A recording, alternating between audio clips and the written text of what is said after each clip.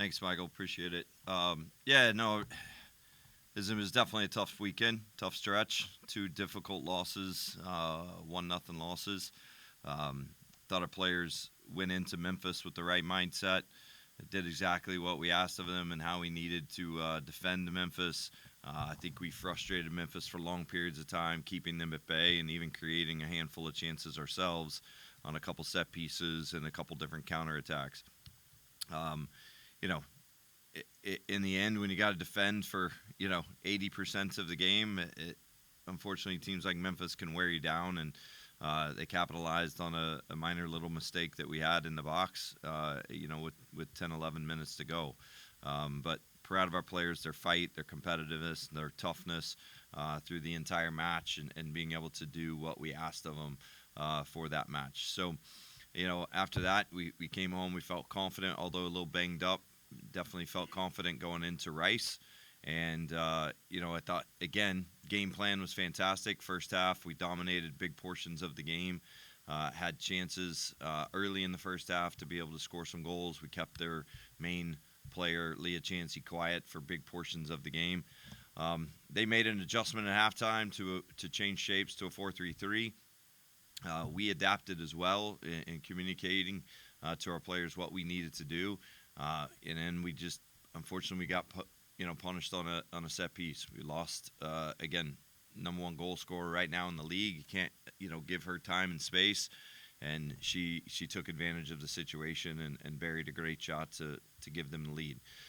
Proud of our kids how they fought all the way till the end. We had chances, obviously all the way till the final buzzer, really to be able to equalize. And just right now, it's a bit frustrating that the shots aren't going in for us and the chances aren't, falling in our favor. But um, again, we got no time to lick our wounds and feel sorry for ourselves. We got to get back to work and get really ready for a difficult North Texas road trip on Thursday, which we always know is an intense battle and a competitive match, and they're playing very well at this point in time in the season. Go ahead and hand over to Sean. Coach, your team has shown a lot of resiliency and has really stayed the course even when they haven't always gotten the result that they wanted. Who have kind of been the leaders in the locker room with this, and how have they helped the team stay focused on the goals? Yeah, I mean that is something that is very ingrained in our players, their DNA, who they are as athletes, who they are as people and competitors. I could name off probably 10 or 12 different players that kind of have those qualities. But, Sasha Dade immediately is one that is always going to battle and compete and fight and scratch and claw for every inch. I've been proud of Zoe May. Other players on the field, Olivia Alvarez, Sophie Morin. Those players are stepping up and doing a really good job. Honestly, Riley Lowe has been a tough kid for us all season long, stepping into the role she's had. And then Jasmine Kessler in goal. It's what the challenge is for us right now, Sean, is all of them doing it together. All of them doing it at the same time. There's a lot of them doing it in different places at different times. But, for the most part, it's a matter of us getting it collectively all happening at the same time for a full 90 minutes, everybody buying in and doing their job for a full match and making sure we, come away with the result. And Thursday's going to be a great opportunity again for that. Go ahead, Terrence. Coach, you talked about creating chances but not being able to finish them recently. Is that just something you spend more time on in practice, or the players do it before and after practice, or is it just one of those things where they just got to see the ball go in the net during the game and confidence from that? We work on it every day, Terrence, to be honest with you. Every day in training, as well as the players staying afterwards and doing it as well. They're constantly working on these things. Again, to your point, seeing the ball hit the back of the net. It's like a shooter in basketball, right? They got to be able to see the ball go through the hoop.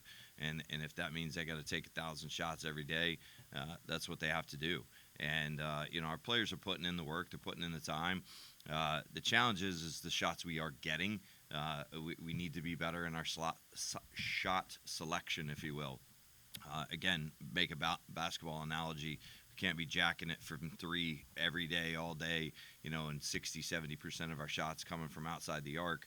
We need to get it inside the paint. We need to be able to get the ball, inside the gold zone for us, which we call basically inside the 18-yard box, and finding feet in those areas. Statistics show you're going to, score more goals the more touches you have inside the 18-yard boxes. And we've got to do a better job of getting the ball in there so that we can be a bit more dangerous on some of these opportunities we are creating. Go ahead, Sean. Your team has proven that you can play with anyone in the conference. You got North Texas coming up right at the top. What are you looking to see from them, and how will you help prepare your team for that one? Yeah, we know North Texas well. Obviously, we've had plenty of battles and rivalry matches, if you will, over the years. When we first entered into the league back in 2000, or when I got here in 2018, North Texas was the measuring stick. They were the barometer. Everybody was aiming at them. They had 15 different championships previously in the various conferences that they've been in, and we kind of set them as the benchmark, if you will, and target to go after. And so we know them well. We know, Coach John Hedlund's been there for a long time. I think just got his 400th win as a coach.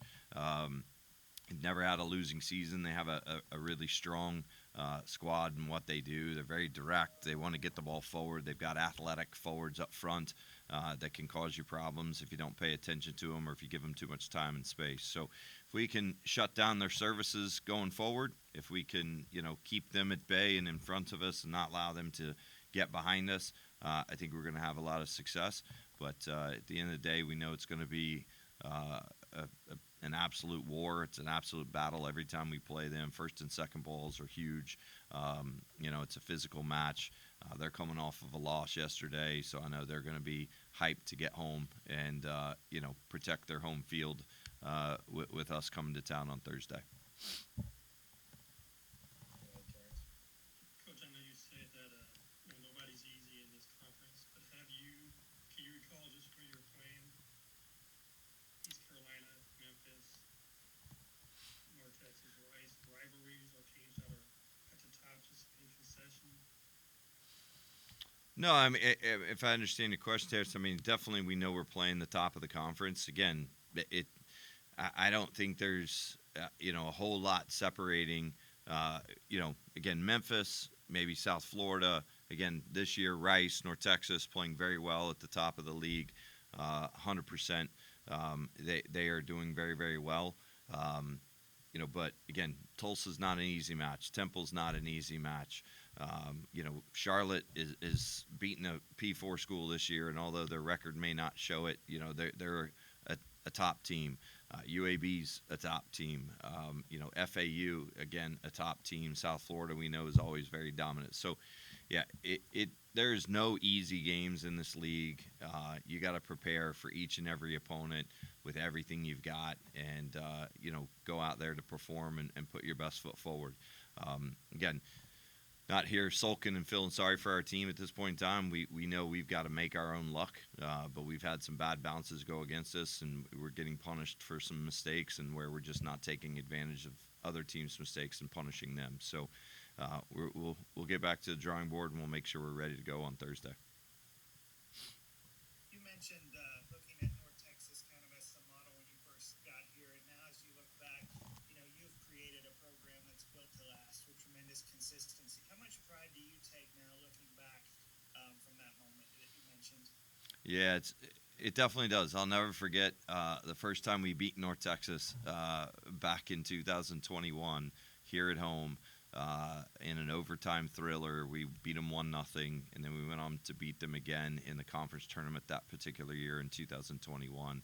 And those moments specifically when our players start to feel that confidence and that belief that they are good enough, and to be able to continue attracting players that are good enough to compete with the top in the league is huge. And I think that's where we are a little bit again right now, to be fair, is that we are competing with the top teams in the league, and we need to continue. East Carolina was a little bit of that where we felt some confidence. Okay, yeah, we are good enough to play with these teams. We are good enough to beat these teams.